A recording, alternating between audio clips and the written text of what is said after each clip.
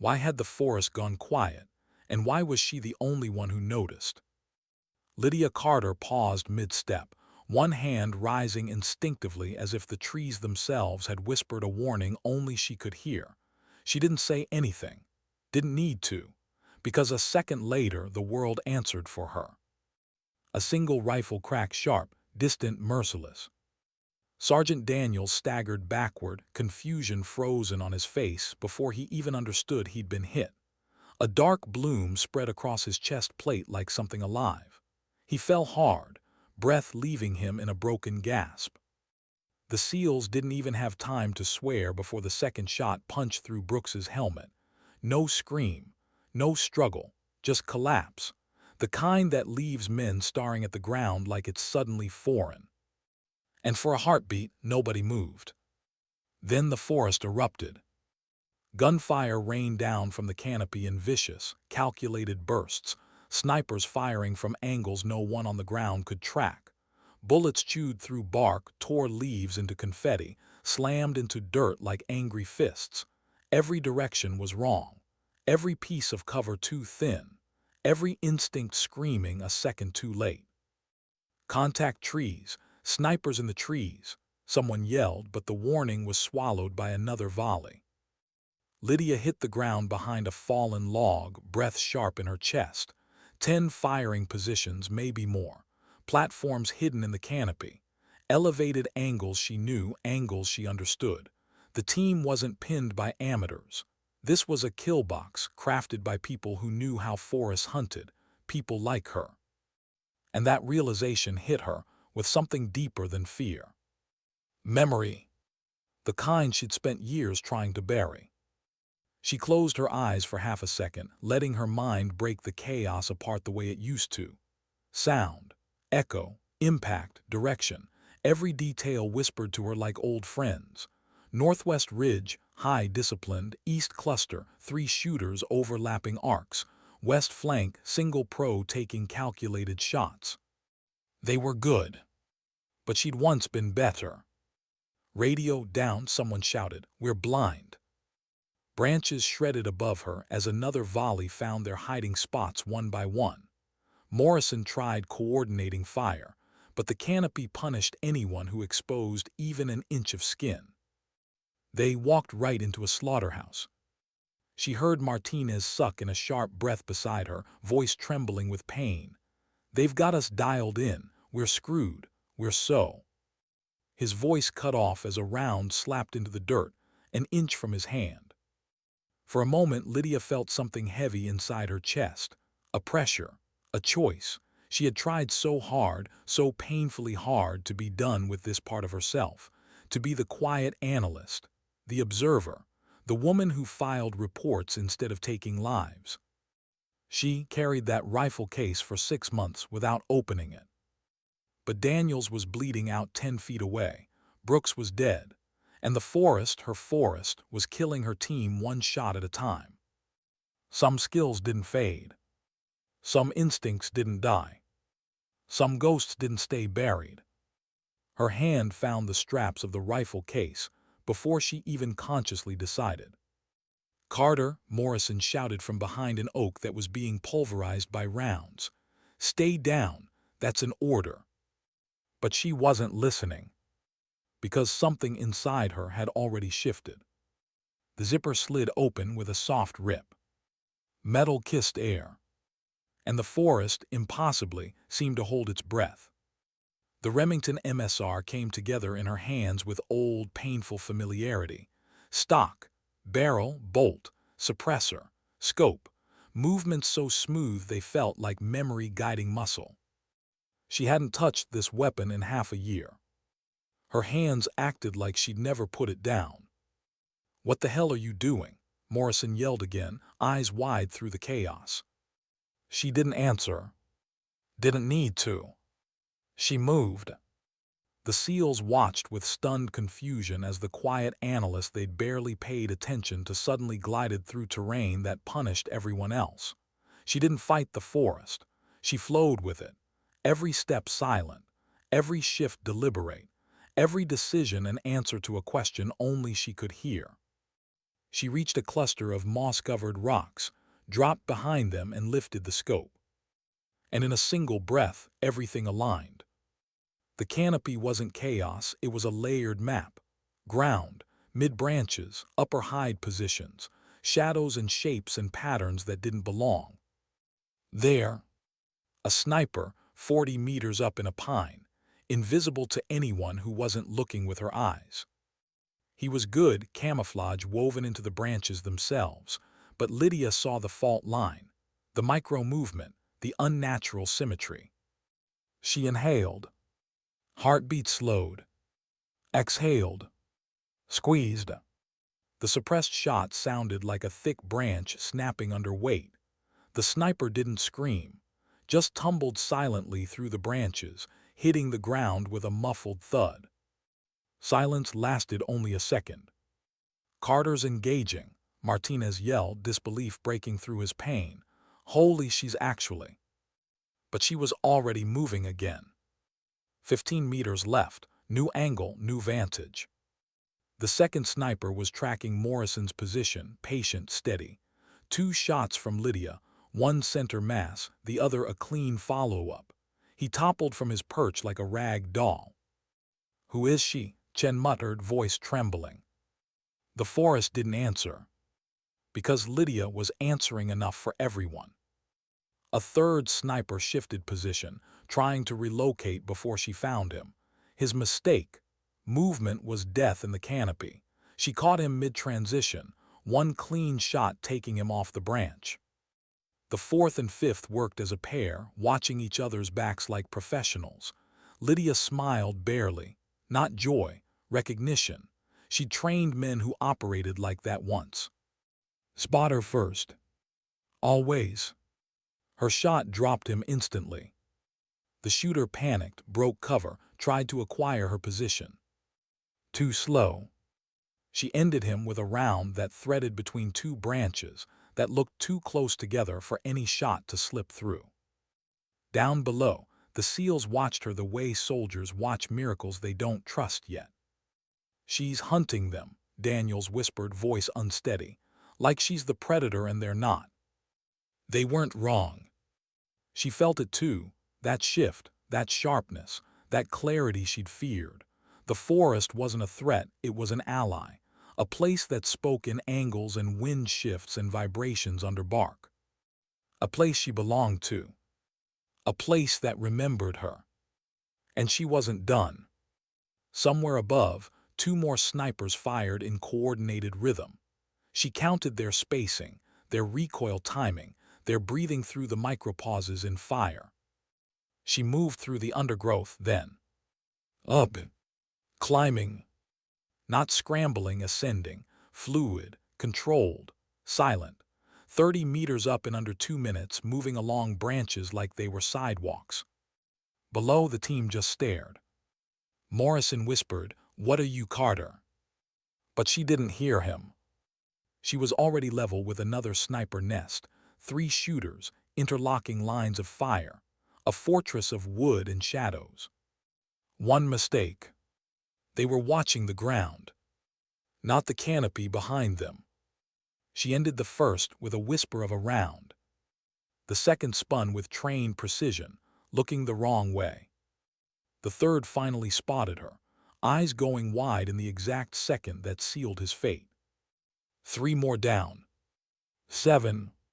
The forest shifted again, fear creeping into the rhythm of the remaining shooters. Their shots grew sloppy, rushed. They fired at shadows, at ghosts. At her. 20 minutes had passed. 9 snipers down. 1 left. The dangerous one. The patient one. The one like her. She moved silently across a ridge, heart steady, breath calm, because she knew down to her bones, that this last sniper was waiting, watching, holding fire until the one perfect moment. And she knew what he needed to move. Breath. Weakness. Opportunity. So she gave him one. A decoy. Her pack arranged like a human form behind a log. Then she disappeared into the brush 50 meters away and waited. 5 minutes. 10. 15. Then, the shot hit the decoy dead center. Perfect aim. Perfect discipline. Perfect mistake. His muzzle flash flared high in the northeast canopy, 60 meters up, hidden so well she'd missed it twice. She didn't hesitate. The forest aligned. Her breath stilled. She fired once. The round threaded through branches and light and distance with mathematical inevitability. The 10th sniper fell. And just like that, silence. Real silence. The kind forests only make when the threat is gone. It had taken 23 minutes. Lydia lowered her rifle, feeling the weight of who she was settle back into her bones. Not triumph. Not pride. Just acceptance. She stood in the forest she'd once sworn she'd never fight in again, and realized she had never really left it. Not where it mattered. Sometimes the things we walk away from walk with us anyway. Why did the air feel heavier when she walked back toward them? Lydia Carter stepped out from the tree line like a shadow returning to the world of the living. Her rifle hung loosely in her hand, but nothing about her looked relaxed. Her breathing was controlled, movements precise, eyes scanning, not because she doubted her work, but because she never assumed a forest gave you only one threat at a time. The men stared at her the way soldiers stare at something they can't explain. Part awe, part fear, part relief so sharp it hurt. She felt all of it pressing toward her like heat. Positions clear, she said, calm as if she'd just finished a morning jog, not dismantled an entire sniper battalion alone. But we need to move. If they had a radio operator, reinforcements won't be far. Nobody spoke. It wasn't silence born from confusion. It was silence born from witnessing something their minds hadn't caught up to yet. Finally, Captain Morrison stepped forward. "Lieutenant Carter," he said, voice low, eyes still trying to assemble an explanation that matched reality. "You want to tell me what the hell just happened?" She didn't flinch. "I did my job, sir." "Your job," he repeated, gesturing at the bodies scattered in the canopy, "is intelligence analysis. What I just watched wasn't analysis. That was." He stopped because he didn't have a word big enough. Lydia didn't help him. Sometimes silence protects you more than truth. Behind them, Martinez pressed a blood-soaked dressing against his shoulder, wincing as he shifted. "Ma'am, with respect, nobody moves like that. Nobody shoots like that. I've been in this game 12 years. That wasn't normal." She avoided his eyes, because she remembered every hour it had taken to move like that. Every scar. Every night in forests darker than nightmares. Every mission that had required her to climb, stalk, wait, breathe for 6 hours without a twitch. Skills you survived with. Skills you tried to bury. Skills that never stopped waiting for you. Daniels, pale from blood loss, whispered, "You saved all of us." Lydia didn't answer that either, because gratitude was heavier than guilt sometimes. But Morrison wasn't done. "Whatever you used to be," he said quietly, "it saved my team." His voice cracked, just barely, the kind of crack that didn't belong to a captain, but to a man who'd thought he was about to write letters home to families he loved. She felt her throat tighten, and hated that she felt it. "Sir," she said evenly, "we're burning minutes. We have to reach the objective before reinforcements arrive." Duty. Mission. Focus. These were shields she knew how to carry. Morrison hesitated, then slowly nodded. "You're on point." The team reorganized around the truth they couldn't yet say out loud. The analyst was gone. The forest specialist had returned. And they needed her more than they wanted answers. Lydia led them deeper into the trees, and the shift was immediate. Every turn she made felt deliberate, chosen, intuitive. She knew where the ground dipped into traps of loose soil. She knew which branches had fresh cuts from enemy boots. She knew when the wind carried scent instead of noise. She knew this forest like she'd grown roots here. And they followed her without question. Hours passed in a blur of cautious movement. The team navigated through narrow gullies, dry stream beds, ridgelines where shadows moved differently depending on who had used them last. Martinez finally muttered, "How the hell does she even see half of this?" Chen answered softly, "I don't think she sees it, I think she feels it." Lydia heard them. But she didn't turn, didn't smile, didn't correct them. Because it wasn't wrong. It just wasn't simple. She had left that life behind because it took pieces of you couldn't get back. But standing in the forest now, leading a team that had already lost too much, she felt that old instinct rise inside her, the instinct to protect, even if it cost her more pieces. They reached the ridge overlooking the valley where the weapons depot was buried into the hillside. The building blended into the earth so well that even trained eyes would have missed it. But Lydia didn't. 8 guards, she whispered. 6 visible, 2 concealed, and there's a sniper platform in that pine north 300 meters. Morrison squinted down his scope. "I see nothing." "Look at the branch pattern," she murmured. "Cut angles too clean." He looked again, and this time he saw it. Barely. A platform perfectly matched to the tree's natural lines. He exhaled slowly. "I'm starting to understand what we're dealing with." She didn't answer. The team split, taking positions exactly where Lydia directed. Every angle chosen to maximize concealment, minimize exposure, and avoid the mistakes the ambush team had used to slaughter snipers earlier. This time, Lydia didn't fire first. She let the SEALs take the visible guards. Her focus was on the forest, on the hidden things, on the sniper who didn't even know she already had him marked. She dialed her scope, adjusted for branch density, accounted for warping caused by morning humidity. Then, one breath, one heartbeat, one shot. The sniper slumped sideways in his hide, dead before the weapon slipped from his fingers. Only then did the SEALs move. They cleared the depot in a swift, coordinated engagement, the air thick with the sound of suppressed rifles and feet pounding against dirt. When it was over, the forest seemed to breathe again. Anti-aircraft missiles, confirmed and photographed, coordinates called in. Morrison emerged from the building, adrenaline fatting into something heavier. "Respect." "Carter," he said softly, "you led us through that. We'd have never made it without you." She stiffened at the praise. Praise always hit harder than bullets. Just doing what was necessary. He stepped closer, voice low enough the others couldn't hear. That wasn't necessity, that was experience. His eyes searched her face, not accusing, but trying to understand the shape of her silence. "What was your old unit?" he asked quietly. Her jaw tightened. "Just a fraction." "Sir," she said evenly, "you don't have clearance for that."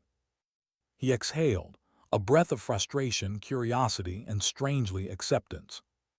"All right," he murmured, "then I'll ask something else." She turned cautious.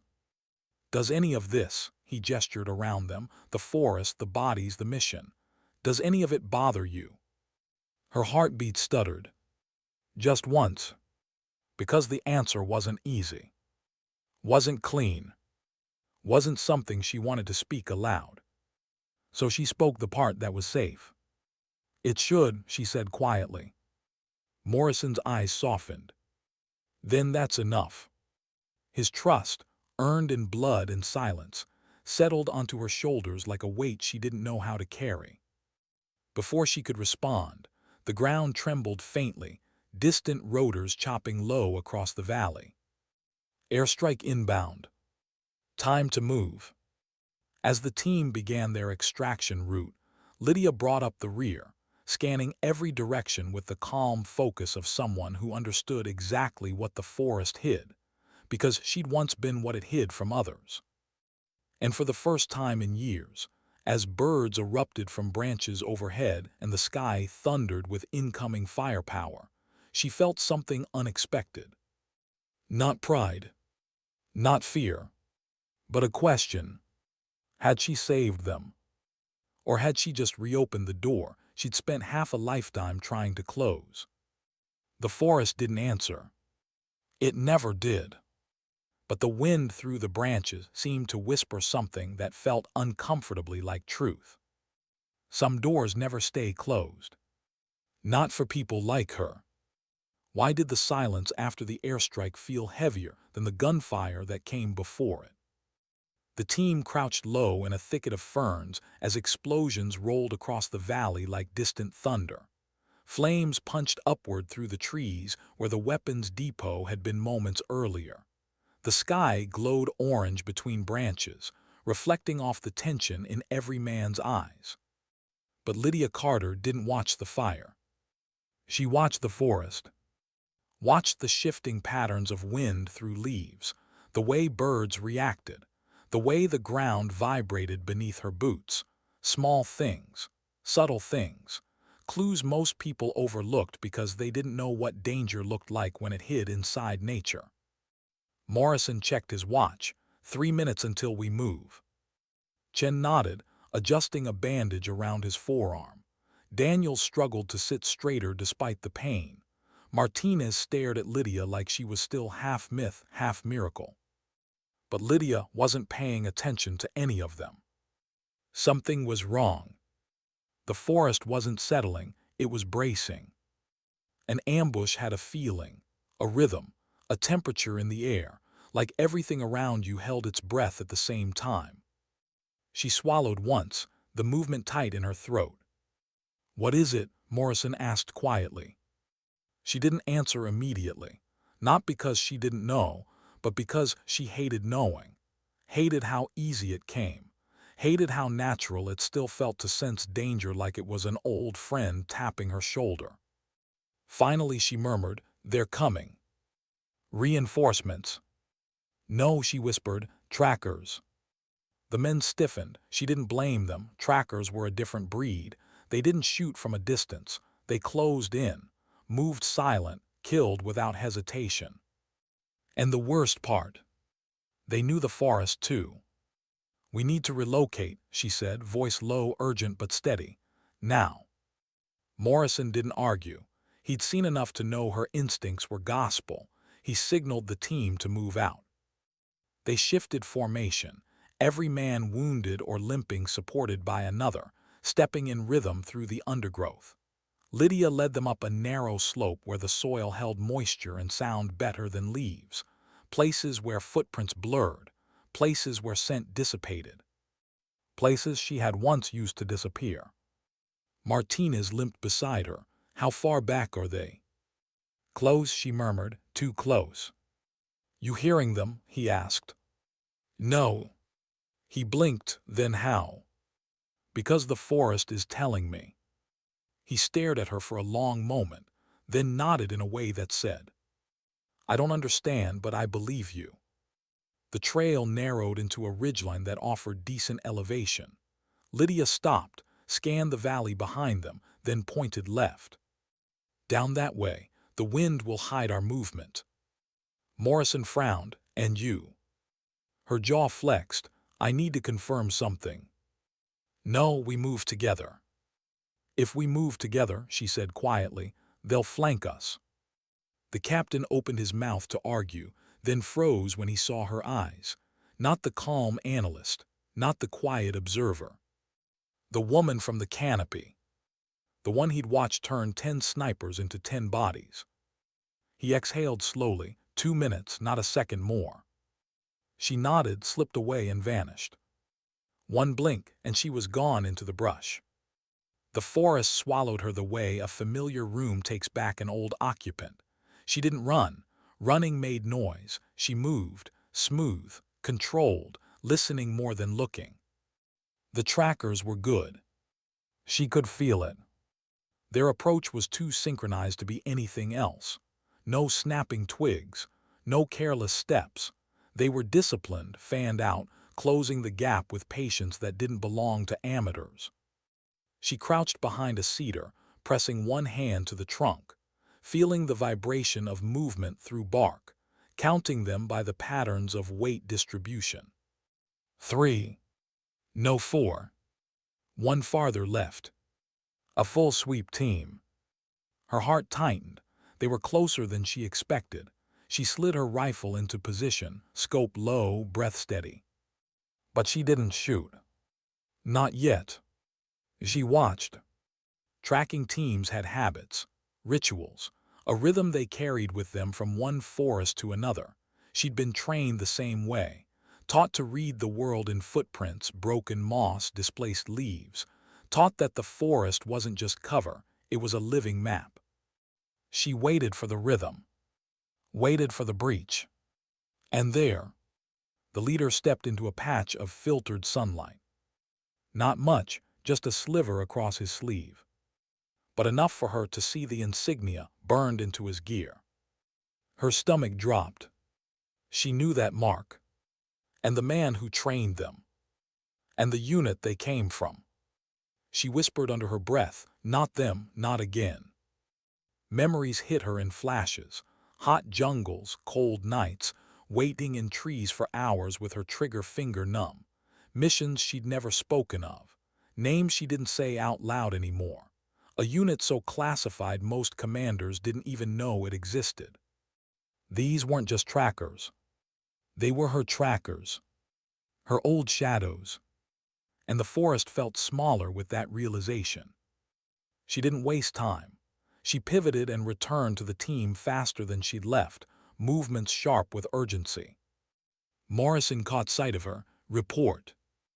"They're good," she said. "Very good." "How many?"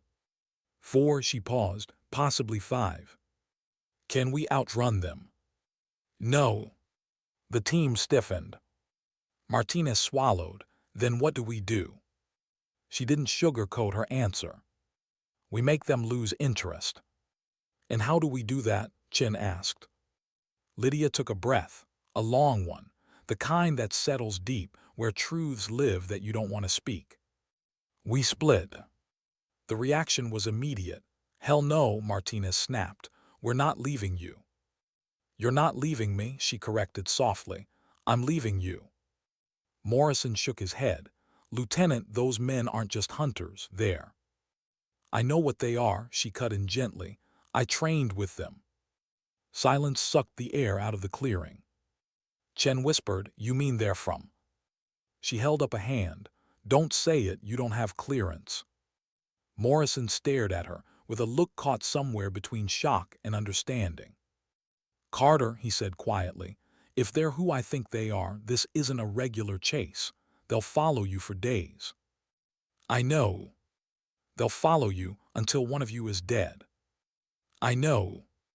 "Then why?" She met his eyes, and the honesty there hurt more than the fear. "Because I can mislead them, you can't." It wasn't arrogance. It wasn't bravado. It was simply true. She exhaled slowly. "You'll head northeast, stay low, use stream beds, don't break silhouette on ridgelines. If you're lucky, you'll be out of their hunting zone in 4 hours." "And you?" Daniels asked. Her voice softened. "I'll give them something more interesting to chase." No one spoke. No one breathed. Finally, Morrison stepped closer, lowering his voice. "Lieutenant, you don't owe us this." Her eyes flicked upward toward the canopy, branches swaying gently, whispering things only she heard. "That's where you're wrong, sir," she said. "I do." Martinez clenched his jaw. "Promise you'll come back." She didn't promise. She just gave a small, sad smile that felt like it belonged to someone who'd already lived too many goodbyes.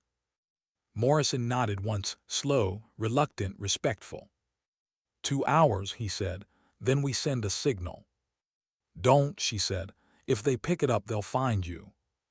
He swallowed hard, then we wait. Lydia stepped backward, into the brush, rifle low, breathing calm. Stay alive, she whispered. You too, Carter, Morrison replied. The team moved one way. She moved another, and the forest closed behind her like a door. She was alone again, a ghost in the trees, a shadow being hunted by her own past. And as she slipped into the deeper dark of the forest, she felt something she hadn't felt in years. Fear, not of dying, but of becoming who she used to be. Because some parts of yourself don't stay buried when the forest calls your name. Why did the forest feel colder when she was alone? Lydia slowed her pace the moment the seals disappeared behind a curtain of pines. She listened not to sound but to absence. The forest had a rhythm, and right now that rhythm beat wrong. Off-tempo, off-balance, like something was stalking the silence itself. She crouched low, fingertips brushing the dirt, reading the ground the way others read maps. The soil trembled faintly, not enough for anyone else to notice, just enough for her. They were close. Too close. She inhaled deeply. The forest air tasted like sap, damp earth, and a memory she'd never asked for. The trackers weren't just good. They weren't just disciplined. They were hers. The unit she'd trained with, survived with, bled with. A unit so deep inside Black Ops that it didn't even have a real designation, just a whispered code name spoken by people who understood what hunter-killer units truly were. If they were here, it wasn't coincidence. Someone somewhere had pulled strings.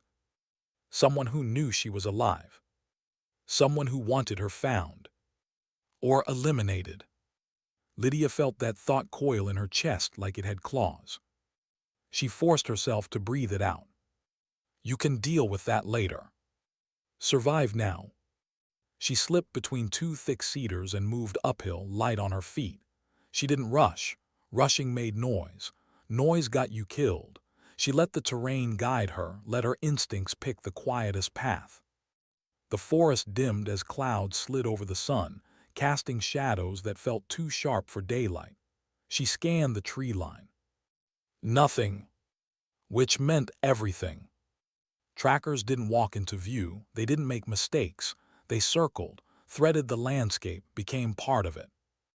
She reached a ridge and paused, not moving, not breathing, not thinking, listening with a part of herself she had tried to keep dormant for too long.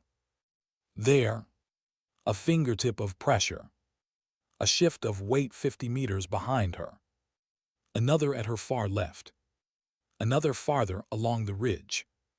They had her triangulated. Her throat tightened. She remembered the drills, the voices, the laughter around campfires after days of stalking through unfamiliar terrain, the harsh training sessions where mistakes meant bruises instead of funerals, the nights they'd told stories to drown out the silence. She had once known these men so well, she'd been able to predict their movements before they made them. Now their movements felt like ghosts of a past she'd tried to erase. She whispered under her breath, "I'm not who I was, not anymore." The forest didn't care. Hunter and hunted were roles, not identities. And today she had to be both. She moved again, drifting down the slope with careful, calculated steps.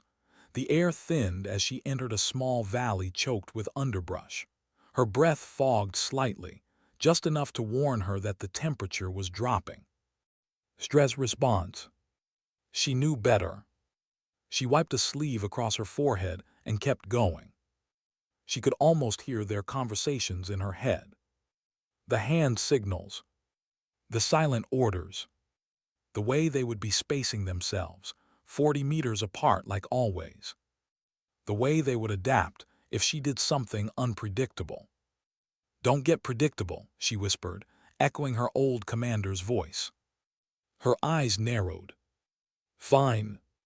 She veered left abruptly, dropping low into a narrow ravine.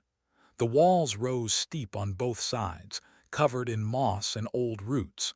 It was a dangerous place to be caught. Which was why she chose it. People didn't search the dangerous spots first. She reached a fallen tree spanning the ravine and slid beneath it, pressing herself into the earth. Leaves clung to her gear. Thorn branches scraped her arms. Her breath slowed until it ran soft and silent. Above her, the world shifted. Footsteps barely perceptible. Weight distributed across roots the way only a trained tracker could step. One man passed directly overhead. 2 seconds later, another. They were going past her. Her chest tightened with relief she didn't let show. They hadn't expected her to go downhill.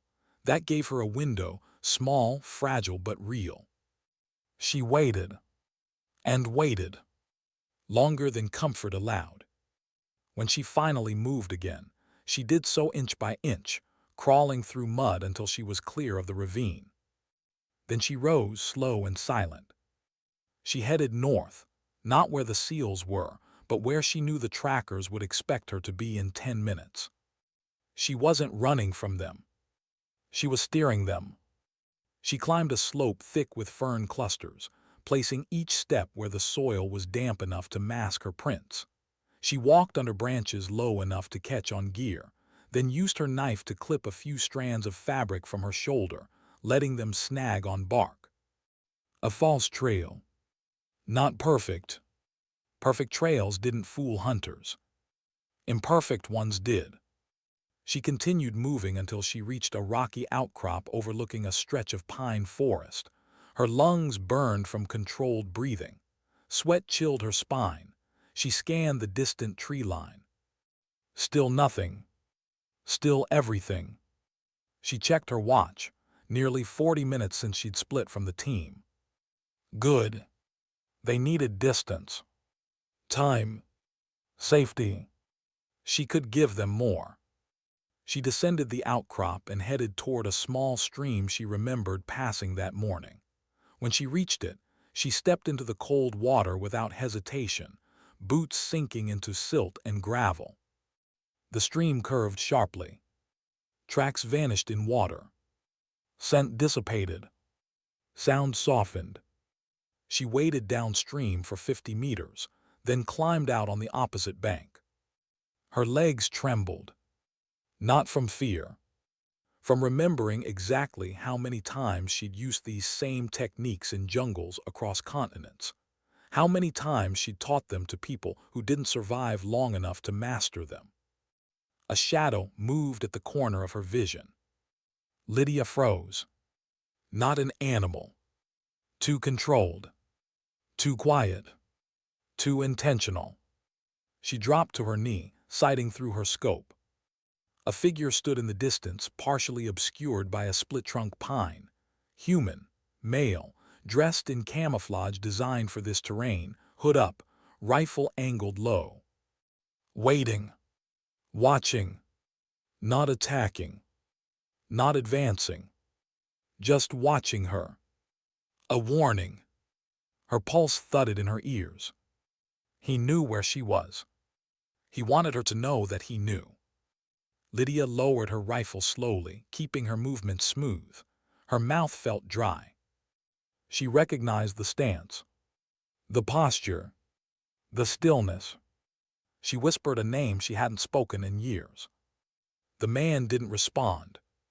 He just tilted his head, the slightest fraction, a gesture she remembered from another life. Then he faded backward into the brush. Gone. Her stomach knotted. This wasn't a hunt anymore.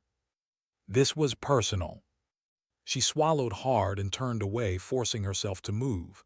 The team needed distance, protection, time. If she panicked now, it would all be for nothing.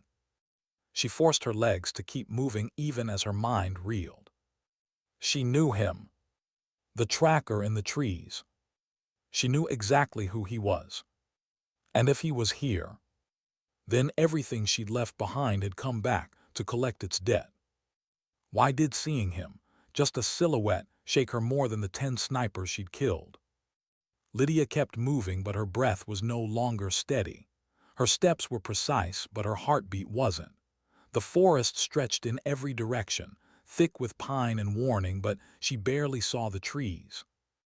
All she saw was him. The tilt of the head. The stillness of his posture. the way he disappeared, without disturbing a single leaf. A ghost from her past. A man she once trusted with her life. A man she'd once feared and respected more than anyone. Her throat tightened, and she felt something she hadn't felt in years. Dread. She didn't fear death. She feared recognition. Because if he was here, then he wasn't here for the seals. He wasn't here for the mission. He was here for her. The realization landed like a weight on her chest. She forced herself to breathe, to stay present, to listen to the forest instead of the storm inside her mind. The wind shifted. Birds moved. Branches whispered. They were repositioning. And one of them, he wanted her to know. She scanned the tree line again, more out of instinct than hope. Nothing, only shadows moving like memories. She had taught herself not to think his name. Names had power, especially the ones that hurt. She whispered it anyway. Aaron. Saying it out loud cut something open inside her. A place she had welded shut long ago. Lieutenant Aaron Nash. Her partner. Her rival. Her friend. Her shadow. They had trained together in the unit before her disappearance from that world. They climbed the same canopies, survived the same off-books missions, endured the same hellish instructors. He had matched her footstep for footstep, breath for breath, kill for kill. She had once thought he understood her better than anyone else ever could. Until the day she walked away. No warning. No explanation. No goodbye. Just vanished. She had thought leaving was the only way to save what was left of herself. He had apparently taken it as betrayal. She shook off the memory and forced her mind back into the forest. She needed clarity, distance, logic. Emotions got you killed here. She angled uphill again toward a ridge where visibility opened. She took slow, measured steps, her rifle ready, her heartbeat fighting her training. The forest felt wrong. Not threatening. Expectant. As though it knew a conversation was coming. A conversation spoken not with words, but with movement, with terrain, with silence. She reached the ridge and dropped to her belly, scanning through her scope. There, two trackers advancing from the west. One from the south. One from the north. Closing in. A tightening circle. But not too tight. Not fast. Not reckless. This wasn't a kill formation. It was a shepherd formation. They weren't trying to eliminate her. They were steering her somewhere. Her stomach knotted again. She backed away from the ridge, sliding behind rocks, knowing they'd seen her position the moment she took it. She needed to change direction. Break their perimeter. Upset their rhythm. She slipped downhill and cut right, moving toward denser brush.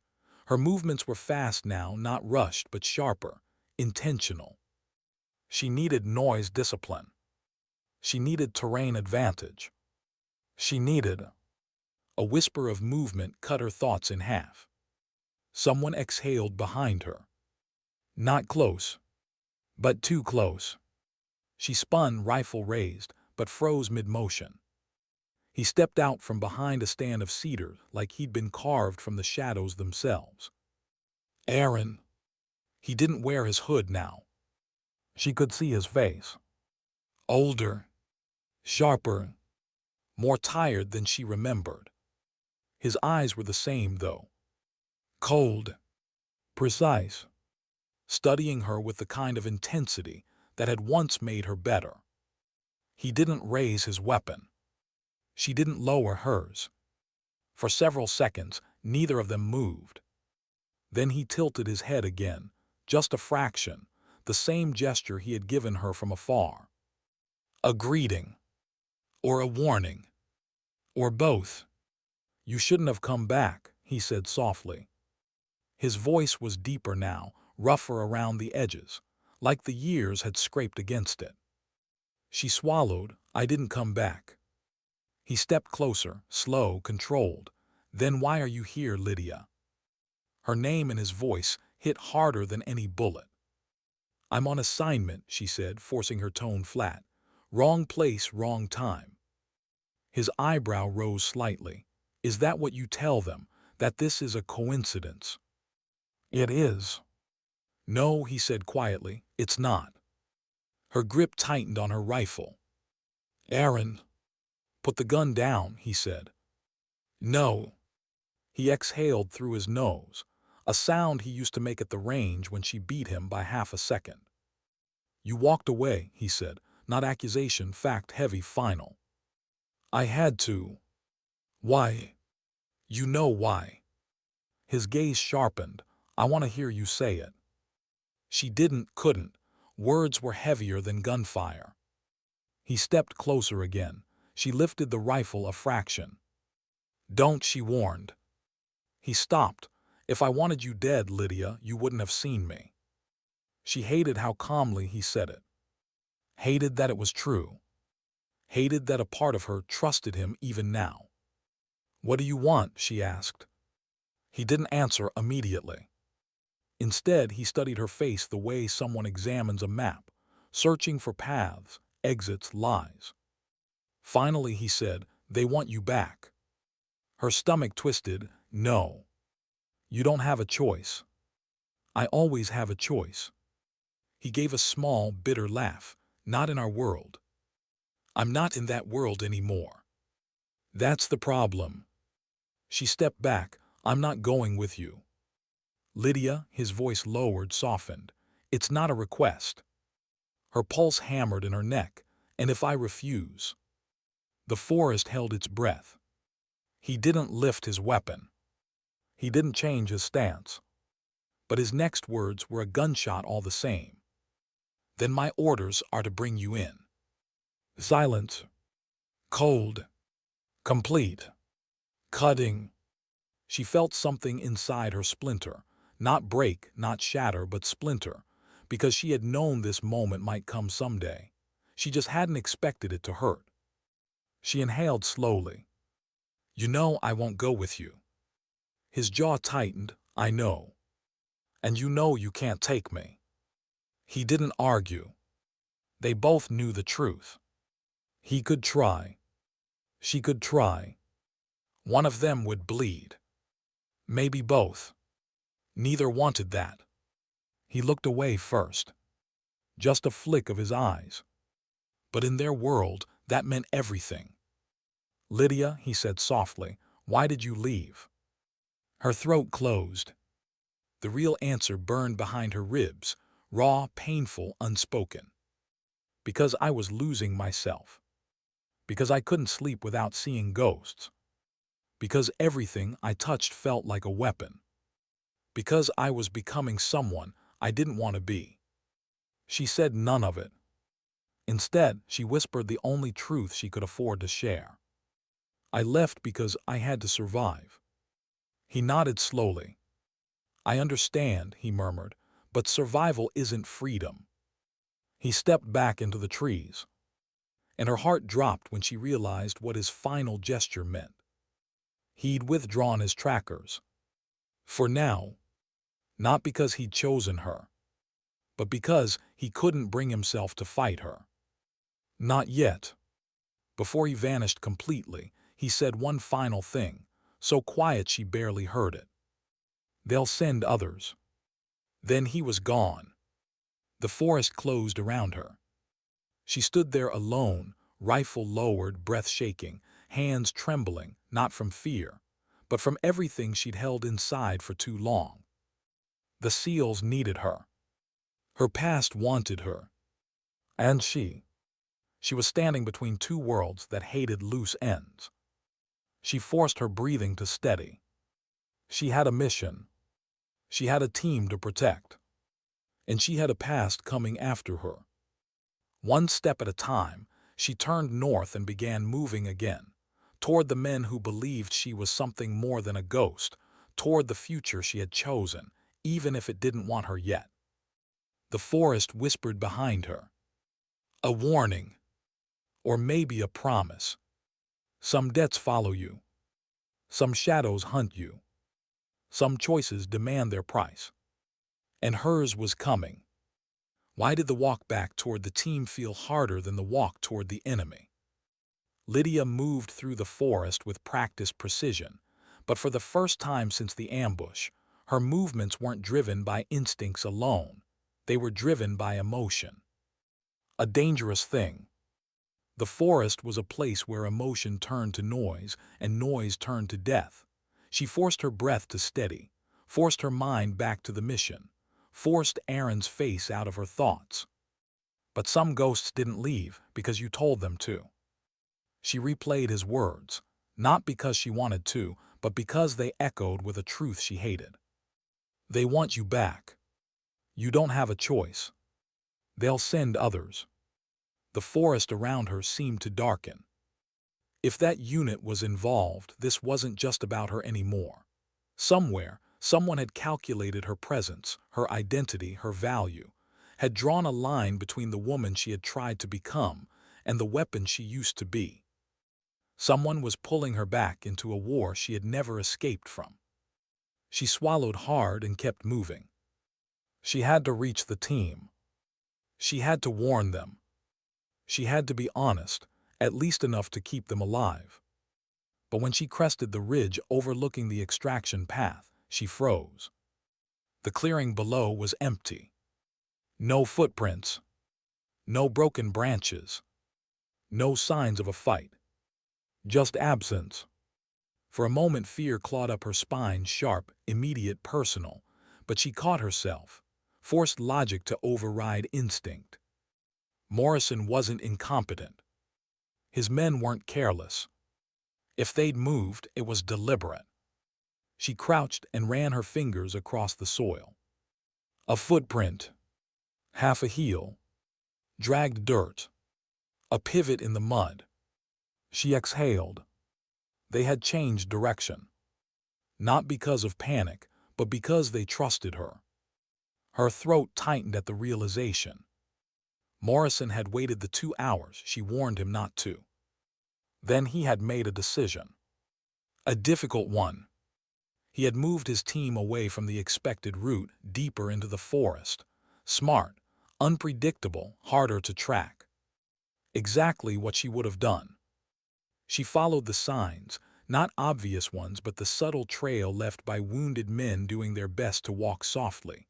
Blood drops on a leaf, a broken pine needle, a disturbed patch of moss. Minutes blurred into miles as she pushed forward, ignoring the burn in her legs, the tightness in her lungs, the ache under her ribs. She wasn't worried about herself. She was terrified for them. After nearly 40 minutes, she found the first real clue, a piece of torn fabric from Martinez's sleeve, stuck on a branch at shoulder height. Her breath slipped out in relief. They had gone this way. She picked up her pace, moving faster, angling through thicker brush until she reached a downed cedar that had splintered into a natural shelter. And inside it, movement. She raised her rifle instantly, but then lowered it just as fast. Morrison stepped out of the shadows, weapon half raised until he saw her. Then his shoulders dropped, not in exhaustion but in relief. "Carter," he whispered, "thank God." The others appeared behind him, Martinez pale but alert, Chen holding pressure on a bandage, Daniels leaning against a trunk. All tired, all injured, all alive. Her chest ached with something she didn't want to name. Martinez gave a half-smile, "Told them you'd come back." She softened, not visibly, not to them, but somewhere behind her ribs. Morrison stepped closer. "Report." She hesitated. For too long. Enough that Morrison's brows narrowed. "Lieutenant." She inhaled, slow, controlled. She didn't have the luxury of being fragile here. She had men relying on her clarity, not confusion. "They're not just trackers," she said. "They're from a special unit, highly trained, highly classified, forest warfare specialists." "Better than the snipers?" Chen asked. "Different," she said. more dangerous up close, smarter, patient. "Is this the unit you?" Martinez started. "Yes," she said quietly, stopping him. The silence that followed was thick, heavy, heavy enough to choke the air around them. Morrison took a step closer, eyes locked onto hers. "Did you engage any of them?" "Not all," she said. "Meaning?" She swallowed, her mouth felt dry. "I encountered one, we talked." "Talked?" Chen echoed. Morrison's expression hardened. "Lieutenant, who was he?" Her jaw clenched. "Aaron Nash." Recognition flickered in Morrison's eyes, not of the name but of what it meant to her. Something personal, something dangerous. "All right," he said quietly. "What did he want?" Her voice dropped. "He said his orders are to bring me in." Nobody spoke. The forest didn't even breathe. Martinez whispered, "Bring you in, like recruit you." "No," she said, her voice low, steady, "like detain me." Daniels swore under his breath. Morrison's jaw tightened. "So this is about you?" "No," she said sharply. "It's about all of us. Because if they're here, they're not just hunting me. They're sweeping the entire forest. Anything in the way will be viewed as a threat." Morrison absorbed that, his expression shifting from confusion to calculation. "Can we evade them?" he asked. "Yes," she said. Then she hesitated. Then added, "But only if you trust me completely." He didn't blink. "We do." She closed her eyes for half a second. Trust, real trust, was a foreign weight on her shoulders. "All right," she said, "then listen carefully." She crouched and drew a rough map in the dirt with a stick. "The trackers will assume I want to rejoin you," she said, "so they'll spread wide to intercept any route I might use." "Which means we need to break their pattern," Morrison said. "Yes, by creating confusion." She drew 3 lines, north, west, and northeast. "We split up," she said. 3 pairs, move quietly. No radios, regroup in 6 hours at the fallback point." Martinez blinked. "Split up against them." She met his eyes. "If we stay together, they'll corner us. If we split, we can disrupt their lines, make them question our direction." Morrison studied her face. "Where will you be?" She hesitated again. "I'll stay behind," she finally said. "Draw attention by time." "Absolutely not," Morrison said immediately. "You're not." "She's right," Chen interrupted quietly. "If they're here for her, she's the only one who can mislead them." Martinez swallowed. "You're gonna fight them alone." "Not fight," she said. "Delay." Morrison stared at her for a long moment, searching her expression for weakness, fear, hesitation. He found none. But she felt all 3. "We'll meet you at the fallback," he said reluctantly. "Don't wait," she warned. "If I don't come in 6 hours, move without me." Silence. No one liked that plan. No one wanted to accept it. But they understood. She turned away, preparing to slip back into the trees. "Carter," Morrison said. She looked back. He didn't smile. Didn't soften. But his voice did. "You keep us alive," he said. "Now let us return the favor." Her chest tightened, painful and warm. She opened her mouth to answer. But a sound cut through the forest. Sharp. Metallic. Close. A trigger click. Her blood ran cold. DOWN.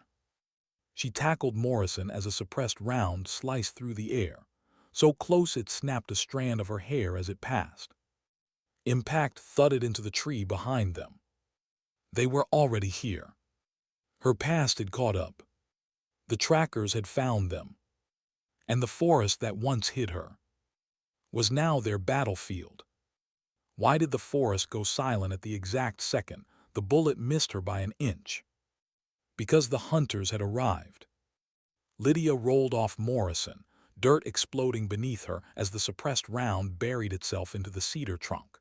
The team scattered, instincts overriding exhaustion and injuries. Martinez dragged Daniels into cover. Chen slammed himself flat behind a log. Morrison grabbed his weapon even before he finished hitting the ground. But Lydia didn't hide. She listened. Listened to the echo that didn't exist, the direction that didn't reveal itself, the absence where most shooters left fingerprints of sound. This wasn't a warning shot. It was a message. "They're closing in," she whispered. Morrison clenched his jaw. "How many?" "One," she said, "for now." "Just one." She didn't look at him. "One is enough." A shape flickered between trees far ahead, silent, quick, disciplined. Not Aaron. Someone else. Someone colder. Lydia grabbed Morrison's shoulder. "We move now." "Fallback point." "No," she said sharply. "They'll expect that." Chen hissed, applying pressure to Daniel's bleeding leg. "Then where?" Her eyes scanned the terrain, trees too open, slope too gentle, brush too thin. They needed elevation, shadow, edges. She pointed toward the ravine she had crawled through earlier. "There," she said. "Ridge line, thick canopy, harder angles, better concealment." Morrison nodded. "Move." The team began retreating into the thicker forest, moving fast, but not fast enough. Injuries slowed them. Adrenaline could only do so much. Every snapped twig behind them sent a vibration through Lydia's nerves. The trackers were close. Too close. She kept scanning, scanning, scanning. There. A second silhouette. Low to the ground. Moving parallel to their flank. Her pulse spiked. "Left side 40 meters. Someone's packing us." Morrison raised his rifle. "I don't see." "You won't," she whispered. "Don't fire unless I tell you. They want noise. They want us rattled." The team moved faster, but the forest didn't give them speed. It fought their panic with thorns and uneven ground. Lydia fell back, positioning herself at the rear, becoming the shield she never meant to be again. She kept her rifle raised, body low, breath steady. She could feel them. Not see. Feel. Shadows closing.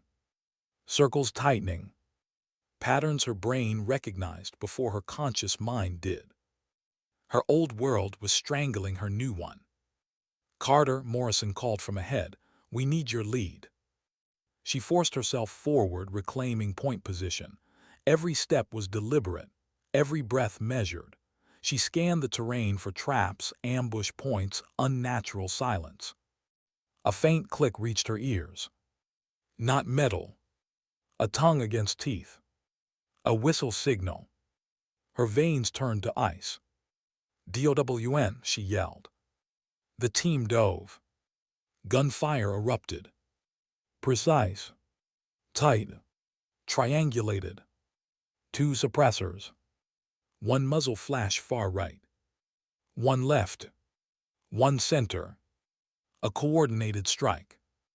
Dust exploded around them as rounds sliced through branches, bark shredding into a lethal storm. Lydia rolled behind a tree trunk and pressed her cheek to the wood. She exhaled. 3 shooters. Not Aaron's formation. Aaron's men. Her past wasn't just hunting her. It was here to finish the job. Morrison crawled next to her. "Options." She winced at the pain in his voice. "Bad ones." "How bad?" "They're bracketing us," she said, "pinning us until reinforcement units catch up." And then... She didn't answer. She didn't need to. They both knew. Chen yelled from the left flank, "We can't stay pinned. Daniels is losing too much blood." The calls grew louder in her head. Martinez gritted his teeth, fighting through pain. Chen struggling to keep Daniels conscious. Morrison calculating risks like he was bargaining with fate. They were depending on her.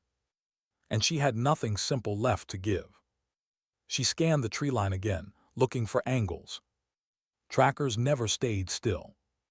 They moved like weather. Unpredictable only if you didn't know the storm.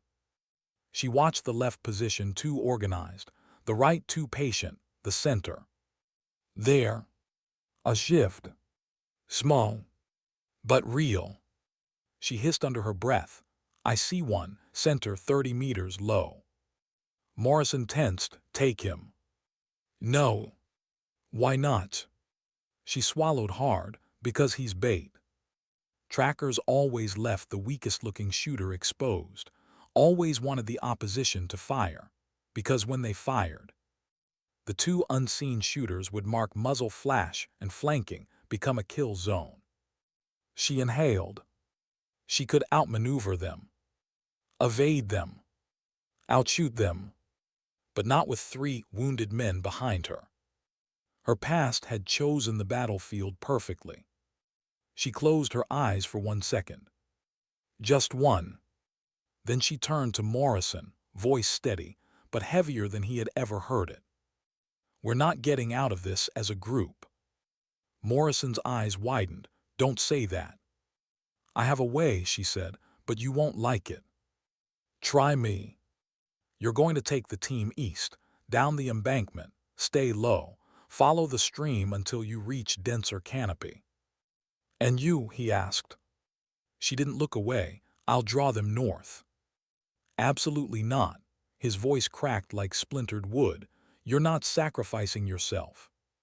I'm not, she said. I'm buying time. Makes no difference. It does, she whispered. Because they won't follow you, they'll follow me. Martinez struggled to sit upright. Carter, stop. We're a team. She looked at him. And it hurt. You are, she said softly, but I'm not. Those words hit the men harder than gunfire. She continued, voice steadying as the plan formed fully. They're not here for you. They won't waste resources. They won't risk exposure. They have one objective, and it's me. Morrison's jaw flexed. And what if they catch you? She swallowed. Then I'll handle it. He stared at her, really stared. And if you can't? She hesitated. He read the answer in her silence. He reached out and grabbed her forearm. A soldier's grip. A leader's trust.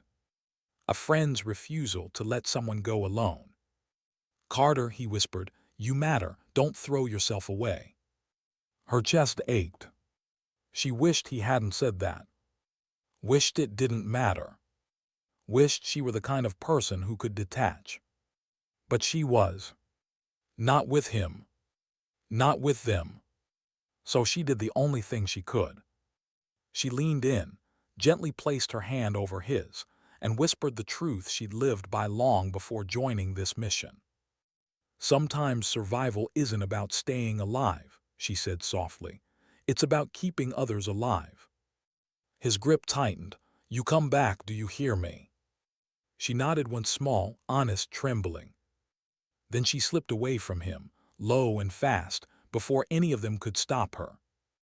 Gunfire tracked her movement instantly, round after round slicing where she'd been milliseconds earlier. She dove into dense cover, rolled to her feet and vanished into the trees. Behind her, she heard Morrison shout, "Move east, go." Men scrambled, leaves rustled, footfalls faded. And Lydia. She sprinted toward the shapes hunting her. Toward the danger she thought she left behind. Toward the only path left. Because if she didn't face them now, they would never stop coming. Not for her. Not for the SEALs. Not for anyone she tried to protect. The forest roared in her ears. Branches tore at her gear. Wind burned her lungs. But her mind sharpened into something fierce, focused, familiar. She wasn't running to escape them. She was running to meet them. One last confrontation. Her past. Her present. Her choice. And the forest, ancient and watchful, seemed to whisper. Some debts can't be outrun. Some hunters can only be faced. Some battles happen in silence, but break you louder than war. She pushed deeper into the trees, straight toward the men coming to take her, toward the man who trained them, toward Aaron. Why did the forest feel like it was holding its breath for her? Lydia slowed only when the gunfire behind her faded into the distance, not because the danger was gone, because it was changing shape. The trackers weren't firing now. They were repositioning. She could feel them. 3 shadows, 3 angles, 3 intentions. And beyond them, one presence she could sense long before she saw him. Aaron. Her breath steadied, not with calm but with resignation. She knew what this was now, what it had always been. A confrontation she had delayed for too many years. A truth she had buried. A past she had survived. A man she had once trusted more than she trusted her own instincts. She stepped into a stretch of forest where tall cedars made the light dim. The soft earth swallowed her footfalls. Dust hung unmoving in the air. It was the kind of quiet that didn't feel natural. It felt chosen. She stopped walking. "I know you're here," she said softly. Leaves whispered on her right. A breath shifted on her left. A boot grazed bark behind her. The 3 trackers circled, but did not fire. Then he stepped out. Aaron emerged from the shadows as though he'd always been part of them. Calm, steady, focused. His face was unreadable, but his eyes flickered with something she rarely saw there. "Conflict. Lydia," he said. Just her name. A wound disguised as a greeting. She didn't raise her rifle. Neither did he. "You ran," he said after a long moment. "Again." She exhaled. "I wasn't running." A small, cold smile. "That's what it looked like." "I was saving them." His jaw tightened. "You were always good at saving others, never yourself." Something deep inside her winced. The air felt heavier. Years of silence weighed between them. Missions gone wrong. Scars never named. Nights spent awake hearing a partner breathe across a dark tent, trusting someone without saying it. He took one step closer. "They want you back," he said. "You know that." "I'm not going," she said. "You don't get to decide that." "I just did." His eyes narrowed, not angry but wounded. "Why did you leave?" She inhaled slowly. "Aaron." "No," he said. "Not this time, not again. Tell me the truth." She looked at him. Really looked at him. He wasn't the same man she had walked away from. He was harder now, sharper, more brittle at the edges. The world had changed him. Or maybe she had. "Fine," she whispered. "You want the truth." His posture stiffened. "I left," she said softly, "because I was becoming something I didn't want to be." His brows tightened. "A weapon." "A ghost," she corrected. "Someone who only existed in missions, in orders, in kill lists." He stayed silent. "I left," she continued, "because staying meant losing myself, and leaving meant losing you." That landed. Hard. Aaron's expression cracked, just a fraction, but enough to reveal the man beneath the soldier. For a moment neither spoke. The forest listened. Finally he whispered, "You think you saved yourself." "I did," she said. "You didn't," he murmured. "You just broke both of us." Her throat tightened. "Aaron, I'm sorry." He shook his head. "You're not sorry, you're scared." "Of what?" He met her eyes with a painful kind of clarity. "Of belonging to something." She didn't answer. She couldn't. He stepped closer, close enough she could see the faint scar above his eyebrow, the one she had stitched shut on a cold mountainside years ago. "They sent me because they knew I'd find you," he said quietly. "Because I know how you think, how you move, how you breathe." She swallowed.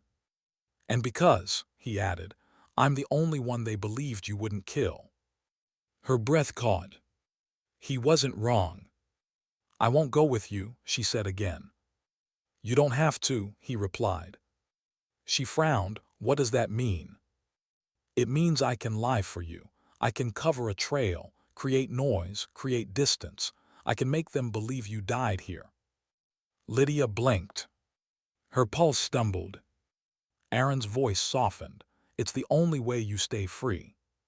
She stared at him, stunned. "You'd do that for me?" His jaw flexed. "I would have done anything for you. That never changed." Emotion tightened something deep in her chest. She didn't want to feel it, not now. Not when the forest was watching. Not when everything fragile in her felt exposed. "Aaron," she whispered, "they'll know you lied." "Maybe," he said. "And they'll come for you." "Maybe. They'll punish you." He shrugged faintly. "I've had worse." Her eyes stung. She hated this. Hated the weight of what he was offering. Hated that even now he was protecting her. "And the trackers?" she asked. At her words, the three men around them stiffened slightly. Aaron didn't look at them. "They follow my orders," he said. She nodded slowly. A long, heavy silence settled over them. It felt like the kind of silence that comes at the end of a long chapter, not peaceful, not resolved, but honest. "What will you tell them?" she asked. He breathed out. "That you were cornered, that you fought, that you died." "And you," she whispered, "what happens to you after that lie?" He looked away for the first time. "Does it matter?" he said quietly. Her throat closed. She stepped closer, closer than she had in years. "Aaron," she whispered, "I'm not asking you to sacrifice your life for mine." "I know," he said, "that's why I'm willing." Her breath wavered. Everything in her wanted to reach out. To touch his arm. To anchor the moment. To apologize for every mile she'd put between them. But she didn't. She did the only thing she could do, something small, almost invisible. She nodded. It was acceptance. Forgiveness. "Goodbye." He motioned to his men. "You three withdraw." They hesitated. Aaron's voice sharpened. "Now." Silently, the shadows dissolved into the trees. When they were gone, Aaron turned back to her one last time. "You keep your distance," he said softly. "Never contact me. Never explain yourself to anyone, just stay alive." She forced her voice to stay even. "I will." He stepped back once. Twice. The space between them grew like a wound. "You were the best partner I ever had," he whispered. She swallowed. "And you were the best part of the person I used to be." For a moment he almost smiled. Almost. Then he turned and faded into the forest, moving with the familiar, ghost-like grace she used to match step for step. He didn't look back. Not once. The silence that followed was deeper than loneliness. It was finality. Lydia exhaled, slow, steady, breaking around the edges. She wiped her face with the back of her hand and turned toward the direction where the seals had fled. She still had to reach them. Still had to help them out. Still had to finish the mission. Each step hurt, not from injury, but from the weight of everything Aaron had taken from her. And everything he had given. When she reached the edge of the ridge, the wind shifted, soft, cold, almost like a whisper against her ear. A whisper that felt like the forest saying goodbye. She closed her eyes and let the moment pass through her. Sometimes the hardest battles weren't fought with bullets. Sometimes the deepest wounds didn't bleed. Sometimes the hardest thing wasn't survival, but choosing who you refuse to become. Lydia opened her eyes. Then she walked away. Not toward victory. Not toward escape. But toward a future she finally chose for herself. Because sometimes dignity doesn't speak. It simply walks forward.